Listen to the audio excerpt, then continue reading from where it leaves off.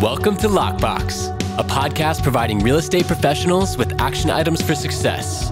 My name is Jeffrey Broger, and I'm going to be your host. I'm the founder of two real estate marketing and tech companies, Steezy.digital and RealNurture.io. In this podcast, you'll learn from top 1% real estate and mortgage brokers the exact secrets to their success. Welcome to Lockbox. Welcome to Lockbox. My name is Jeffrey Broger, and I'm here today with Seth Green. Seth, thanks so much for being with us. Thank you so much for having me. It is an honor to be here. I'm super excited. Absolutely. So why don't you start off by telling our listeners who you are and where you're from? Sure. I am the founder and CEO of MarketDominationLLC.com. We are one of the fastest growing direct response marketing firms in the country, and we are headquartered right here in wonderful, snowy, cold Buffalo, New York. That's right. And we were just talking before the podcast of how today the Santa Anas happen to be blowing here in Huntington Beach. So it's 88 degrees here and it's 28 degrees in Buffalo. It's not your normal February, but there's a 60-degree difference, and we're having a podcast. So life is good. 28 degrees for us in February is normal. You're just 88 might not be normal. Yeah, exactly. So technology is wonderful. We're able to communicate across the country and bring this message to you today. So really, I'm excited to have Seth on because he is deep in the marketing world like myself. And, you know, part of the way that we met was actually indirectly through a different business that I follow, and it's the Harmon Brothers. The Harmon Brothers are an awesome company that have created some of the most viral ads of the past 5 or 6 years that you might have seen, like Squatty Potty and what else? Purple Mattress and Stitch Fix or Poopery, Camp Chef. Yeah, so I really admired their ability to use comedy and storytelling in advertising, and also with direct response advertising, absolutely blow businesses up and take them from obscurity to a household brand with something like a YouTube ad, right? Or a Facebook ad, which prior to that really had never been done.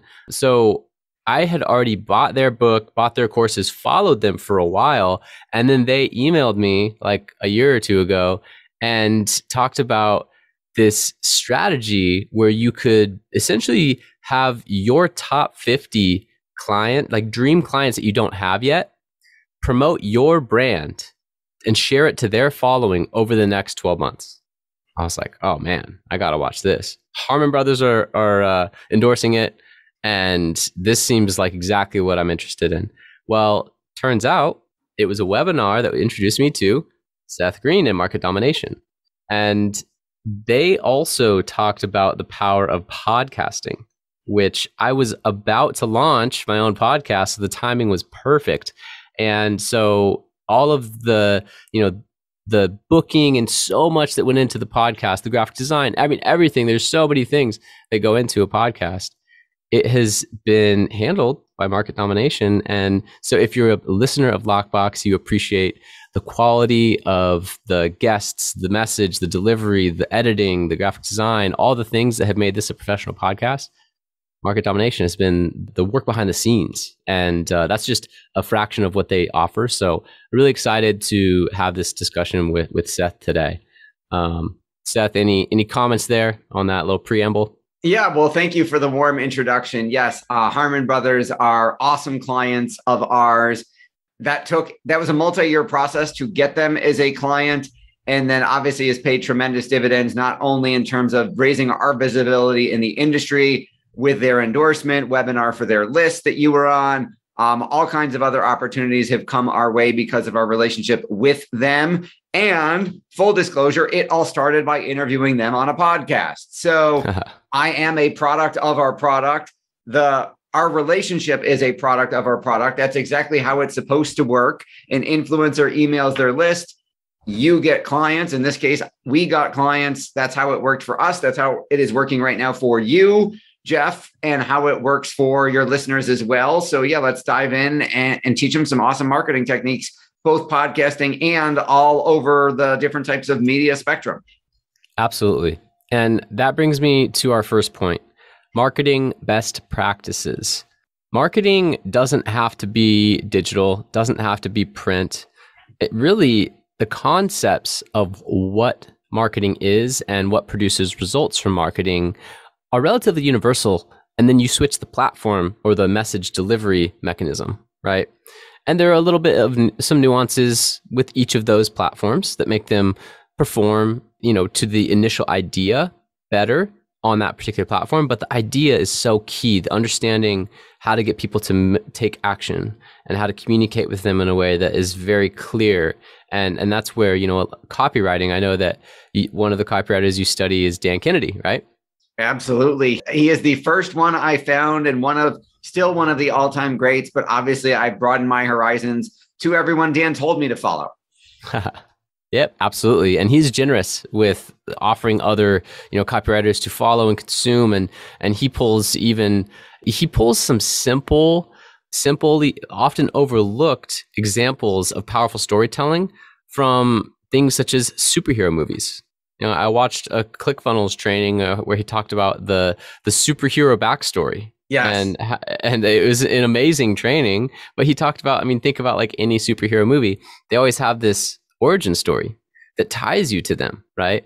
Bruce Wayne, Yes, and usually it's your parents got killed and then parents got killed and you got superpowers. Yeah, exactly. But the detail, the script writers in those movies do not overlook the details of the origin story prior to getting into the action and then, the ultimate climax of the movie and then the resolution at the end of the story, right? It's a journey. Yeah, I've seen that. I see that in real estate all the time is agents, both commercial and residential, they don't tell their stories. It's one of the biggest mistakes is they just think if I put my picture and my logo and my stuff on the postcard and I plant the farm and I mail the neighborhood over and over and over again, I'll get some business. And that's true, you will. However, just like in any business, if you tell a more powerful story than just, I can list your house, I can list your investment property, whatever it is, if you tell a better story in a better way, you will stand out head and shoulders above everybody else. Absolutely. And stories from the dawn of time are how human beings understand and remember, right? So by creating a story that is your own story, and then thinking critically about how that uniquely qualifies you to offer some value proposition to them, which is a direct benefit to them, and that then now they perceive that others can't offer them. Now you're not a commodity, right? And so it's a really important aspect. And Seth, I've been doing too much talking. You're even more of an expert on this than I am. So I would love to hear some more insights on, it doesn't even have to be storytelling, but just marketing best practices.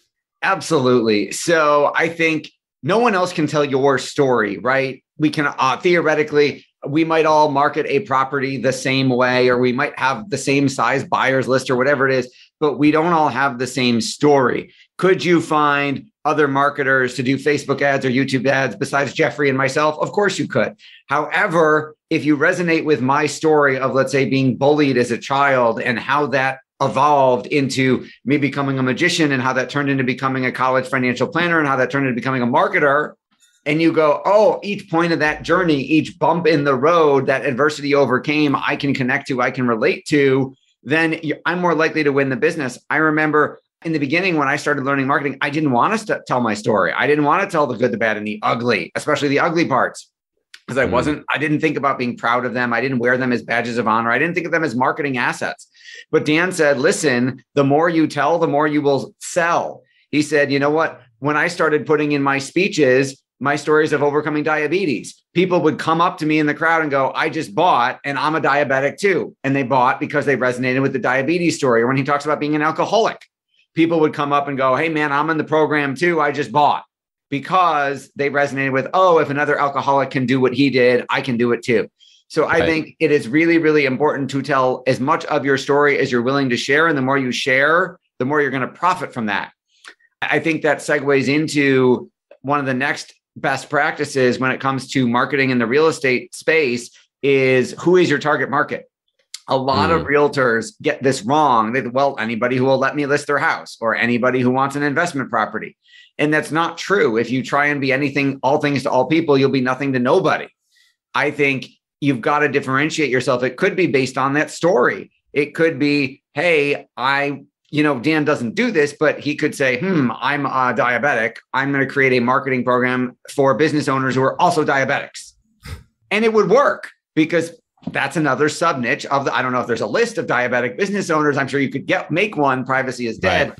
But that is, the more you sub niche, the more you specialize, the better off you'll be. You don't want just anybody who would list a house with you or anybody who wants an investment property. What if you are a specialist in, 4-unit apartments, quadplexes, and they want to buy a strip mall? You may not know a darn thing about a strip mall, and they don't want to be your first strip mall transaction. So, hey, what do I want to focus on? I know that you follow Dr. Ivan Misner, the founder of BNI, and he just was on my show a while back about his awesome new book called Who's in Your Room? And the concept of the book is there's a room that you have, and in the room is anyone you've ever interacted with in your entire life. And once they get in, you can't kick them out. The door opens, it never closed. You can let them in, you can't let them out. Who would you want to be in your room forever? And you immediately start thinking, oh man, there's some people I would kick out of that room, right? If I could. So you immediately start being more selective about who you let in the room. Well, who do you want in your practice is in real estate? If you could wave a magic wand and only work with one type of dream client forever and build a new practice just serving those people, who is that? Is that, NFL players in your city because you've got 3 teams in a 30-mile radius? Is that, hey, I only want to work with doctors who are moving in or professors who are transferring into the medical corridor? I mean, if you think about it, the more you narrow it down, the more you can customize your marketing for that specific group of people, which nobody else does. And you could own that market in a short period of time. That's right. So powerful to niche down and just commit to limiting your market cap, because ultimately, if you're trying to serve everyone, as Seth said, you're serving no one. And even if it's what blows me away when I understood this concept and then I started to niche, I realized how much opportunity there is in even the niche. For example, when I started to look at real estate to help with their digital marketing, their lead generation, their follow-up, I chose to not just help any agent, but to help top 1% real estate brokers. And with that, in the beginning, it was also only on the residential side. And so I was looking at the total market cap of, there are 1.5 million real estate agents in the US and Canada at that time. And some of them might list one house a year. Yeah, and 90% do. And so then I thought, okay, that in and of itself, now I've already eliminated 7 billion other people on Earth yes. down to 1.5 million. But then I went to the 1% of the 1.5 million and thought, if I'm going to help build out these amazing lead generation and follow-up systems digitally, I really want the leads that I generate to be followed up with by the best agents in the city so that I can make that connection happen. I'm providing unique value to the top broker who doesn't have a good online or digital presence and doesn't have these systems in place. And I'm providing unique value to the end user because I'm getting them in touch with the best agent in the city, right? And so I had that vision from the beginning. And even though I went niche, where now my market cap went from, 1.5 million to, I forgot if it was 15,000. I was just carrying the zero there. I was like, okay, which one is it? Now it went to 15,000 people that much more are out there. Affordable reach target market. You can get to 15,000 people unless you got some serious corporate venture capital. You're not going to reach 1.5 million. Exactly. So, and that's to the point. So now you have something that's attainable. You have something that you can speak to with content, which a lot of people in the world complain about, I don't know what to say. I don't know what content to create.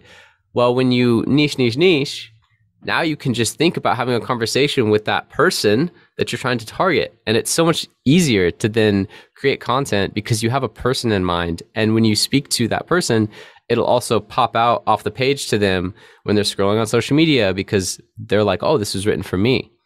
So really powerful concept there. And one of the simplest concepts, niche, right? Choose who you want to work with in the real estate world. And I love Seth's examples. NFL players only, because there's 3 teams in the city. Doctors, be very specific. Maybe you're a veteran and you only want to work with veterans. Awesome. You'll have a ton of rapport and credibility in that space because you're a veteran as well. Yeah, there's so many areas that you can go, and typically it should tie in with your story in some way. But if not, it could tie in with your preference of who you really love as a client after doing this for 10 years. Do the 80-20 rule. Do the, here's the 20% of my clients who I love and want more of and produce all the income and referrals. And here's the 80% that take up all the time. And, they've only ever done one or no transactions. And you can just start to break it down that way. So do you have any other tactics there for niching and how to look at things? Absolutely. I think the 80-20 rule of analyzing your practice history, if you have one, is a great idea.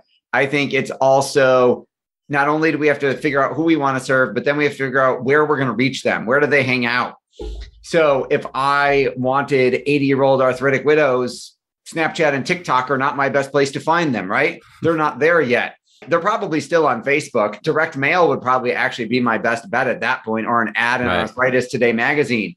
So I think it's got to be, you have to define the fish that you're trying to catch and then figure out what pond do they swim in, and then reach them where they prefer to be reached. If you're going after, tech millennials who have sold their company or something like that, I'm making this up, but they probably don't want to be reached via direct mail. They would probably prefer whatever their favorite social network is to be reached on. So you've got to do the research not only on who you want to serve, but where you're going to be able to reach them in an affordable way so that you can show up as often as possible to own that market. Great point. I have this top broker cheat sheet, and I realized that even a couple years ago, people were starting to talk about TikTok as a placement for ads. And real estate agents, they're in a lot of Facebook groups and forums where they all communicate and throw ideas around. And I just wanted to dispel the myth. It's a little bit different nowadays because the user base has grown. But the first thing I did when a client asked me, hey, should I be on TikTok? And this was like 3 years ago when it was a very early adopting technology. I looked at the demographics and it was pretty much tweens and very early 20s. And so I said, why would you try and market to them when they can't afford a house? Maybe they then show their parents that you're a real estate professional, and that might then generate a transaction. But why not focus on first who you're targeting? It's good. Let's get your avatar and your niche broken down. And then once we know their either job or this and that, their detailed targeting, their age, now we can look at the platforms that they're on and market to them there. Wouldn't that make a lot more sense? Yes, of course. Now, that's not to say that 3 years later, there's not agents that have specialized in TikTok marketing and have had success on it, because now the platform looks totally different. It actually encompasses 60% women. The age has dramatically increased. The income is higher. Yes, yeah, yes. Now you can make it work. Now it's a viable source. Yeah, absolutely. Yeah. But to your point, looking at that first, looking at the demographics of where is my target market getting their news? Where are they getting their information? Where are they spending their leisure time? What are they watching, at home? Should I be delivering Hulu ads, right? Well, that's someone sitting in a house.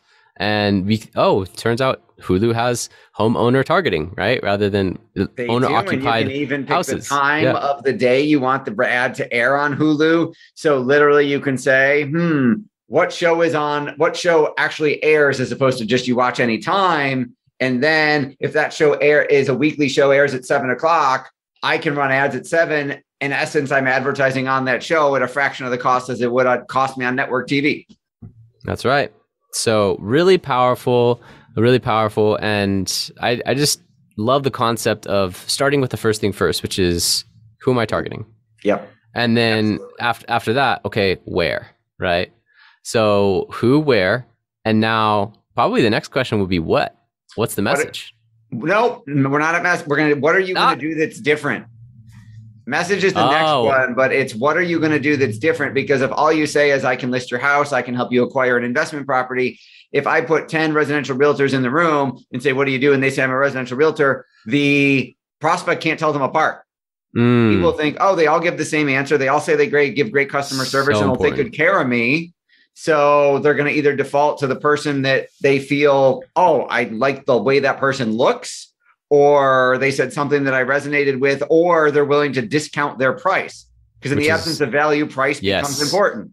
That's right. So I would prefer to be the most expensive provider of whatever it is that we do. And the only way to do that is to differentiate yourself based on either actual physical difference. We do a different service than everybody else, which is true here at our company. We do something different because we invented it. No one else does it. And there's also a difference based on perception. I could wrap something that everyone has in a different wrapper and it would look different. We've done this in financial services hundreds of times where we'll take a product that everyone already knows in the marketplace and has a preconceived notion of, I don't want that. I know what that is. And we give it a different name and say it does something different. And they're all interested. We did that with life insurance where people, I don't want any life insurance. I don't need any life insurance, but we called it something else and restructured what it did.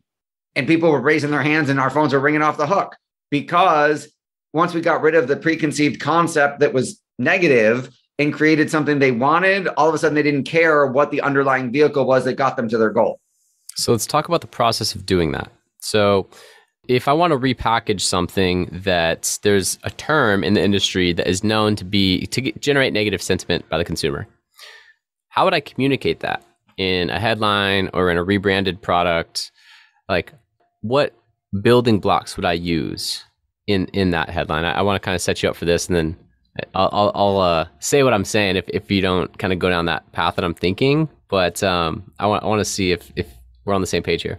Okay, since you're teeing me up, I'm going to throw myself under the bus, put myself on the spot and say, can you give me an example in real estate? And we'll just do it live right now. Yes. Of course, I'm flying without a net, so I could fail miserably, but we're going to find out. I'll do it for myself. My wife is always saying, you literally generate leads for your business everywhere you go.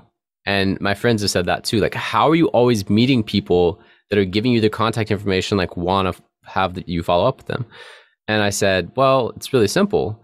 Instead of saying I own a digital marketing agency, blah, boring, right?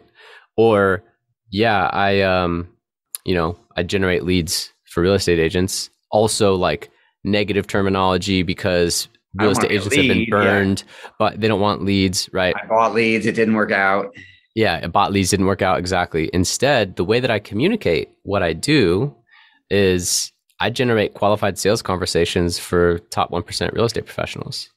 Okay, so you just tell me more about example. That. So you just did the next step, which is why? Why should I do business with you as opposed to anyone else, including doing nothing? And the answer to that question, I call an MMP, a magical marketing proposition, because it'll make your competition disappear and it'll make the right prospect appear like magic. So it's how you answer the question, what do you do? Your elevator pitch, but taken to a whole nother level. So instead of, for example, I'll give you an example for one that we've done for numerous clients. It's worked incredibly well for financial advisors. And if you ask a financial advisor, what do? They say, oh, I'm a financial advisor. I help people save for retirement. I help people never run out of money in retirement. Those are like the three most common answers. But if you redo that, we've got a number of advisors who say, I help conservative sportsmen protect their nest egg from Hillary Clinton, Barack Obama, and Joe Biden. So if you are, in this instance, a Republican who hunts sportsmen, that's what they call themselves, you immediately go, oh my God, tell me more. How do I do that? I want that. I'm a financial advisor. Oh, I got one. I can save your nest egg from Joe Biden. Oh my God, sign me up. Tell me more.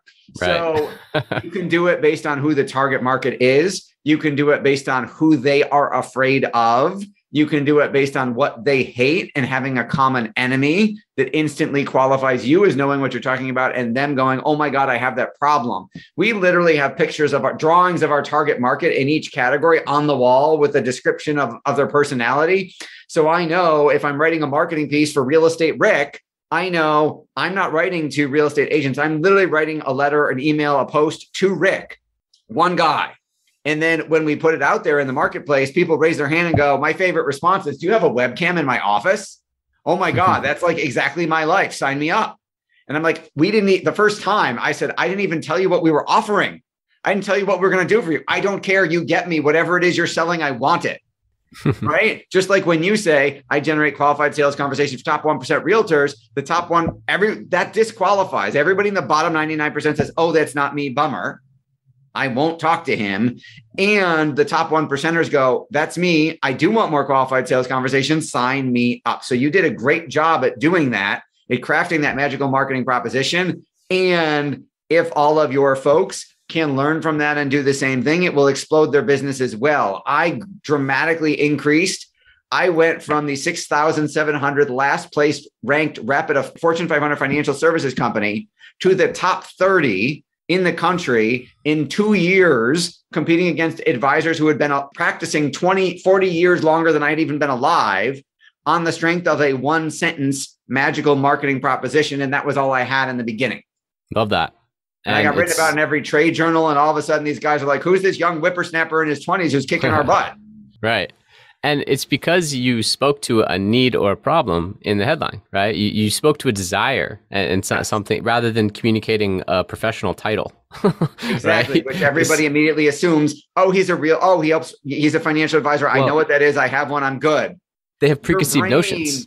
Your brain is a filtering mechanism. It is constantly trying to filter out everything it doesn't have to pay attention to because we get bombarded with too much stuff every day. So you have to cut through the clutter and interrupt their pattern and say what you do in such a way that they go, oh, I don't know what that is. Tell me more. That interrupts my pattern, as opposed to going, oh, yeah, I know what an insurance salesman does. I don't need to talk to that guy.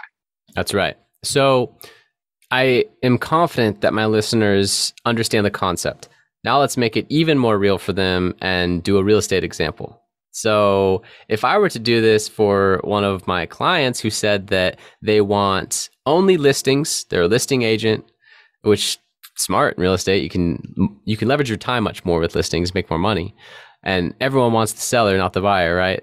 Everyone's like, oh, buyers are easy. So if you want to be a listing agent in Beverly Hills, luxury listing agent. Yeah. Well, what would your magical marketing proposition? What would you say it would be, Seth? Okay. So I need more information because it isn't just based on what you do, because there's in Beverly Hills, everyone thinks they're a luxury listing agent, right? Everybody wants a multi-million-dollar, well, they're not shacks, but everybody wants a multi-million-dollar house. So I would want to know more. So in this hypothetical scenario, you'll be the luxury listing agent and I'll be me. And I'll say, all right, so you are a luxury listing agent. What makes you different from the 5,000 other luxury listing agents in Beverly Hills? I have a really unique tax deferral strategy that no one else knows about. And I also understand that the mega wealthy like privacy, and everything that my business is designed around helps to facilitate that privacy and discretion while getting them the most money possible, because we bring the buyers. We don't have to advertise their house and have all these open houses and have all these people walking and trampling through it, right? We already have the buyers. All right. So, man, I want to get in the business now. So that's how you know you're doing it right. So again, we would have to work on this and have our copywriters develop it further. But my concept would be something like, I help privacy conscious, affluent Beverly Hills homeowners, sell their home without a single open house while eliminating the taxes on any appreciation they've gotten. I need to wordsmith that and copyright it a little bit, but you could come up with, that's the start of it. You could come up with a killer hook for that. Absolutely. And so then as they're going to coffee in Brentwood and they're going to shows in Hollywood and they're going to, dinner on Sunset Boulevard, all of a sudden, that's what they're saying. Instead of, yes, I'm a luxury listing agent, they're saying that, right? A very direct, slightly longer headline for what they do. It's almost like a webinar title for what they do rather than just saying, oh yeah, this is, hey, I'm a realtor.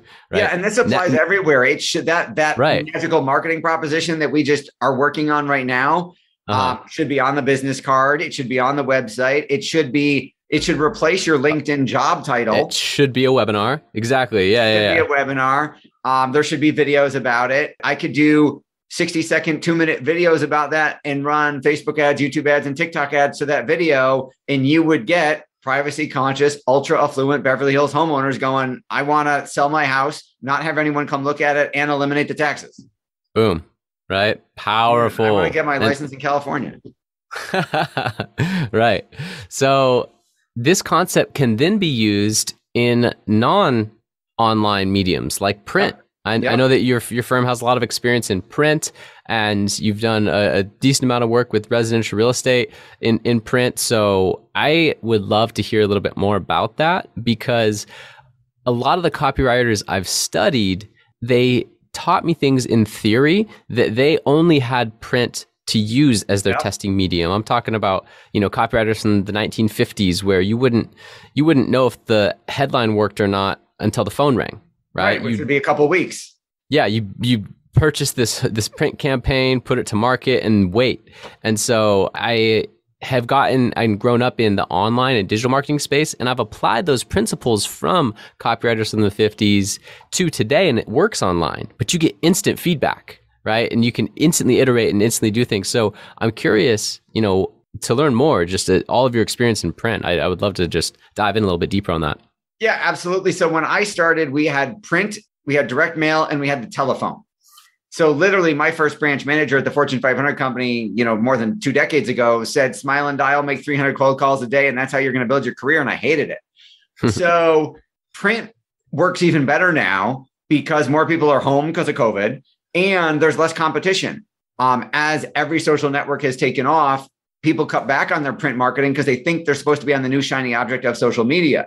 So it means there's less competition in your prospect's mailbox than ever before, which means you got a better opportunity to differentiate yourself by showing up in a competitive vacuum. So one of the things we see, one of the biggest mistakes we see at least in the residential space, is realtors will send the postcards with their picture and their logo, and then maybe a listing in the neighborhood or recently that they sold. And they send out a postcard, they plant the farm, they send it to everybody in the neighborhood. They'll send the calendar of the local sports team with their picture on it, the fridge magnets. But the problem is if everyone's spending the same thing, everybody looks the same. And this is never, Jeff, I'm sure you and your wife had this exact scenario happen. You said, honey, I'm not going into the office today. Let's both stay home and wait for the mailman, because I'm really hoping that today I'm going to get a postcard from a realtor I don't know. I have no idea who they are, but that's going to be the lucky person that we choose to sell our house. Does that ever happen to you, Jeff? Not the typical conversation I have with my wife after a long day of work, but yeah. Right. So that doesn't happen in your prospect's home either. So if they're not, we're interrupting them via direct mail. So we've got to stand out. They're not waiting for another real estate postcard from someone they don't know. So we've got to create something different. We've got to interrupt the pattern. We've got to give them something they won't immediately toss in their recycling bin. We've got to get their attention. Instead of stopping the scroll on social media and direct mail, I've got to stop the recycling bin, because that's where you sort your mail, right? You just toss stuff that you don't even bother opening. So I've got to make sure that I get to the top of the pile, and I've got to make sure you actually open it, and then you actually start to read it, so that I've got a shot at getting my sales message heard in a 5x8 postcard with my picture going, I sold another house in your neighborhood. Let me know when you're ready. The reason why you got to farm a neighborhood is because they're not all looking to sell their house. You got to drip on them forever until they're finally ready, unless you start building a list of people who want your information for when they are ready, who have qualified themselves and will reach out because they value your materials and look forward to them, as opposed to just, oh, I got lucky and got the postcard in their hands at the right time on accident because I hit everybody. Right. Yeah. And something that I overlooked in print mail is the impression. So I've talked to, a lot of people on my podcast, thanks to Market Domination, you've got me in touch with some amazing guests. And some of them that did specialize in print mail had mentioned, I don't care if they throw it away. That's an impression. Right. And so that mentality of like, yeah, it might go to the recycling bin, but you got the impression. There's that side of it, which I get and I love. And yeah, 5 to 7 impressions, and then they've been officially farmed, and now they're actually going to see your message, recognize your face, and this and that. But I love your focus on, no, how do we write a headline that is so catching that it captures their attention, stops in their tracks right then and there, and gets them to take action, right? And that's where the direct response aspect of your firm is so separate from a lot of other firms out there that focus on more like a brand awareness type of marketing. There's 2 types of advertising, in my opinion: brand awareness and direct response. Correct. Would you agree? Yes. Brand building, which is a great waste of money if you can afford it, and direct response, which is I need sales now. And I need every dollar to be trackable. So I'll give you an example from my own life. When about 8-9 years ago, my wife and I, we had our 3rd baby. We were busting out of the seams, or so we thought, at our starter house. We could have stayed there But we would have had to move some rooms around and stuff. But anyway, we decided we were going to move to a bigger house in a nicer school district. And so we had our realtor, and she does a great job. But we had one open house. It was over full of people. This is way before COVID, obviously.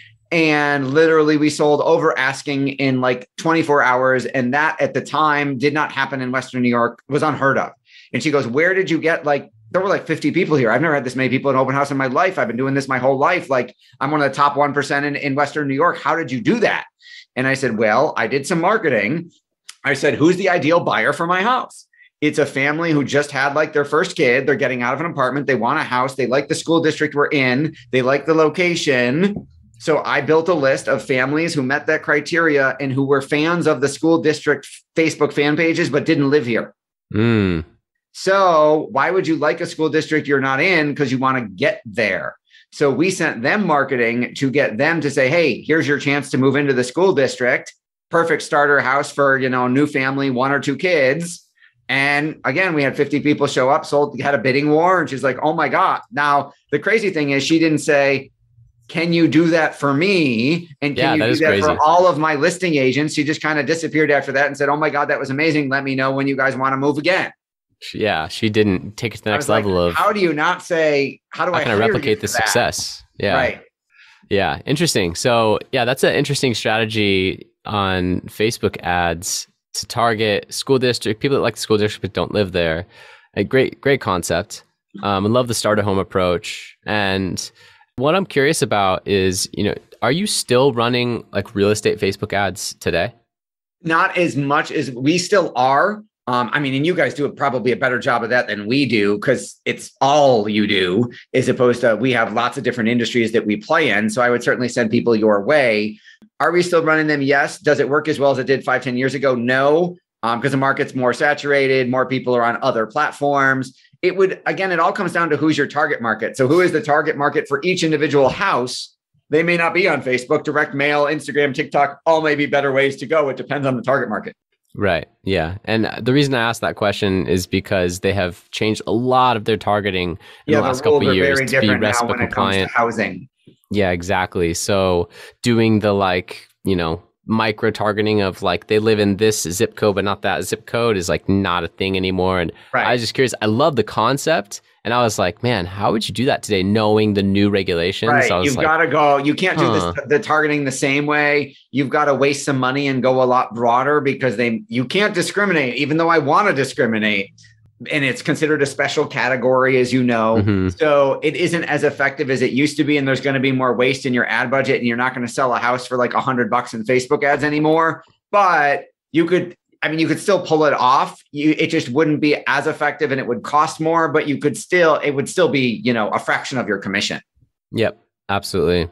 And, first party data is super important nowadays, especially moving into the 2020s with iOS 14 has already just completely shaken the marketing world. And that will continue with cookie deprecation on Google and a lot of the other... cookie apocalypse, exactly.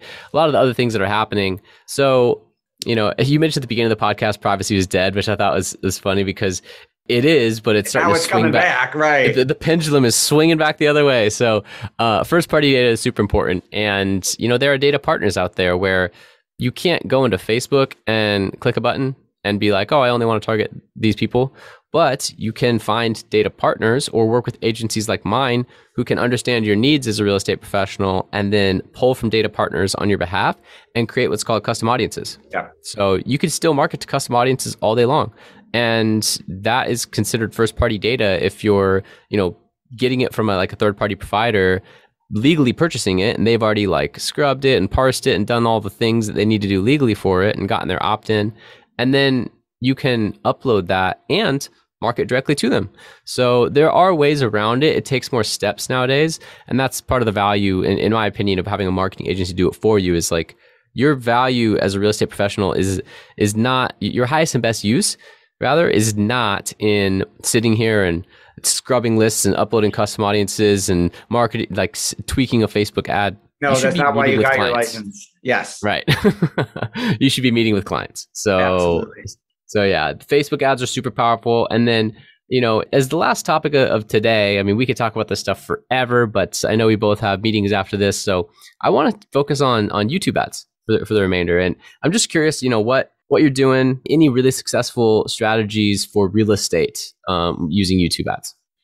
Yeah, one of our best performing strategies for real estate is take that video of the house, whether it's a drone video or other type of video walkthrough, and then running ads to the right type of people in the right geographic area. So again, it goes back to who's your target market, but the beauty of YouTube ads is I can run ads in front of anybody else's videos. So I could go find that luxury listing agent. I could go, what if we're talking about Beverly Hills, what if I run ads in front of people who watch videos on the Maserati dealership or the Lamborghini dealership? Well, now I know they're either I can target YouTube by income percentages. So I can go by, they're affluent. They're watching Lamborghini maintenance videos because they've got one. Right. Or I'm checking people who are fans of the mortgage broker channel or all these other things that can let me really narrow down on who my target market is and show them my videos for very, very low cost.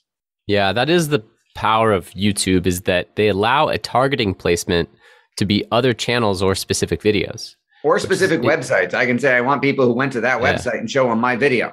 Yeah, which is also super interesting because guess what? Google owns YouTube. Second largest search engine in the world. That's right. And Google's the first. And the way that Google and YouTube make money is through advertising. Yay. Right?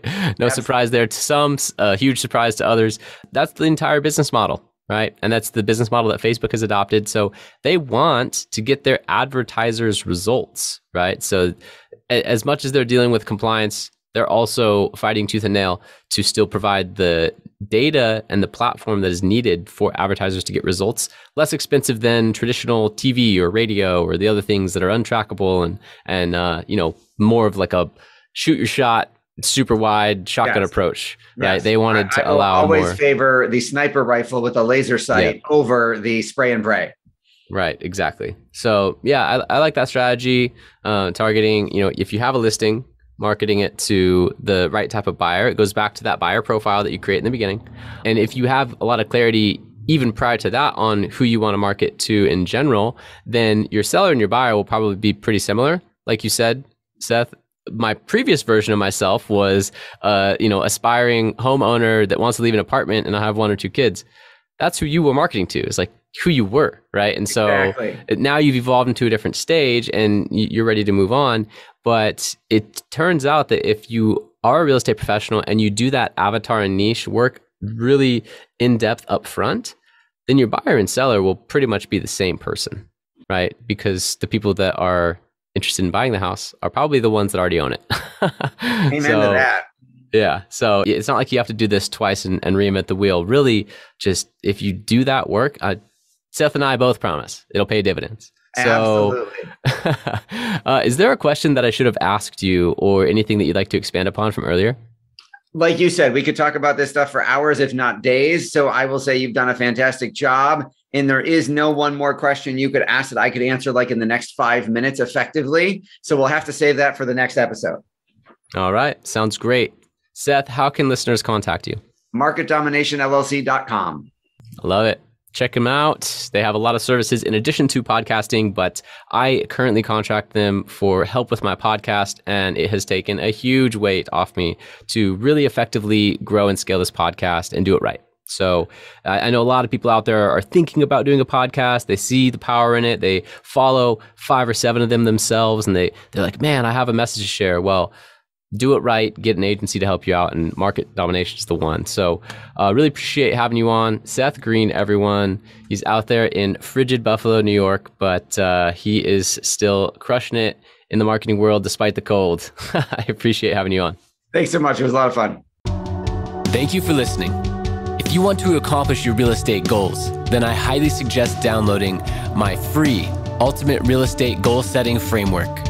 The link is in the description of the show, and it will help you break down your annual income goal into the amount of phone calls, appointments, or open houses you need in order to achieve that goal. Thank you so much, and we'll see you next time.